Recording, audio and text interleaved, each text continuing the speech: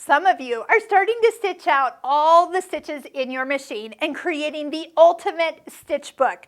Let me show you just a quick way that will speed up this process. So I'm going to just pick one of the utility stitches. Let's say you're working on this group right here, but instead of stepping on your foot control and holding your foot down while you're sewing, I want to show you how the start-stop button works. So if it's green, that means you can touch it. Now if you touch it, nothing happens, but you touch and hold it just a second longer, you will see that the machine is going to take off.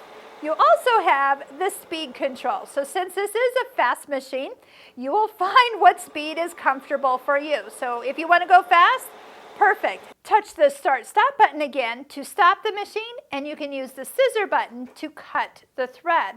Now if you're doing one of the stitch books, this is my key. I usually just bring the foot over, set it so it will come down right next to the last stitch, choose the next stitch in my menu, start the start-stop button, and continue stitching. Now I'll just run the foot right next to the previous stitch and keep stitching until all the stitches are sewn out. Now these are two stitches that are very utility-like, and yet they look so much more fun stitched out than they do on screen.